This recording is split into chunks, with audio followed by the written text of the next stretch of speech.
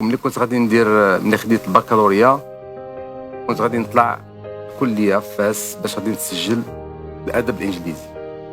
وأنا خارج غادي نصادف اللي الأخت هي الكبيرة فينا والزوج ديالها اللي هو محامي. غادي كل واحد بطريقته غادي يقول لي الإنجليزية كتبقى لغة يمكن لك تعلمها، لغة يمكن لك تعلمها فوق ما بغيتي تتعلم لغة يمكن لك تعلمها، ولكن خاصك دير شي حاجة اللي يمكن لها تفيدك في المستقبل. إذن بما أن الزوج ديال الأخت ديالي كان محامي ولا زال محاميا، إذن أكيد غادي يقول لي القانون. ففي ديك الخرجة وأنا خارج غيرت رأيي ديك الساعات ومشيت سجلت في القانون. واحد القصة سمعتها وأكدها لي، فعلا اختيارك للقانون هو جا طبيعة الحال هذه القصة اللي عاودتي لي أكيد، ولكن جا من خلال حبك لواحد الشخص من الأسرة، يمكن هو هذا اللي هو زوج الأخت ديالك اللي كنتي منبهر به كشخص فاش كيكون في شي مجمع. حقيقية هذا الشيء هذا كلامي، واخا انا تنقول للناس يبداو يتحفظوا ملي ما يسمعونيش قلت الحاجة ما يثيقوش شنو تكتب. يقولوا الدكتور معتوق قال، الدكتور معتوق عن لسانه، لا، ولكن هذه صحيحة، هذه قلتها. هو أن هاد الزوج ديال الأخت ديالي كنت كنبهر به وأنا صغير. ما كاينش شي سؤال كيتطرح ليه وما كيجاوبش، كيعرف في الإدارات، كيعرف في الملفات. غادي نمشي ناخذ تأشيرة، شنو خاصك دير هذه ودير هذه.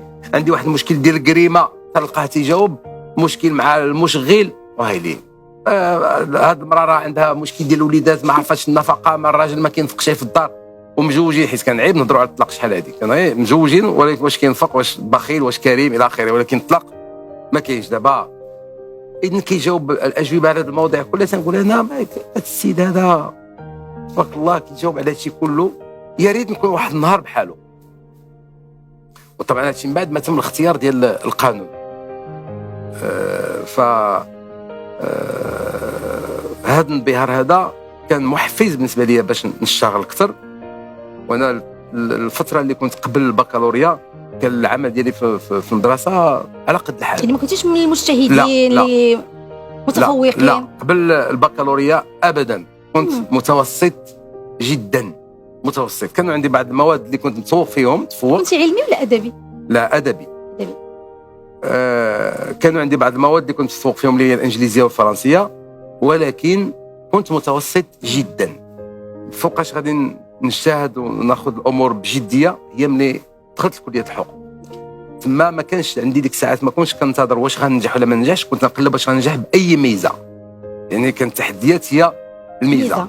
بل اكثر من هذا كانوا عندنا الاضرابات بزاف فاس في ذاك الوقت، في التسعينات واخر الثمانينات، وكنت نطلع للرباط نقرا. انا مسجل في فاس وكانوا عندنا الاضرابات، كان شي نحضر في الرباط، نقدر كل المحاضرات كلهم في الرباط، وندير عروض على اساس بحال انا مقيد تما. وكانت النظره ديال الطالب اللي جاي من فاس كليه الرباط حقوق اكدال في الرباط كان بحال شي فيروس، كان خطر.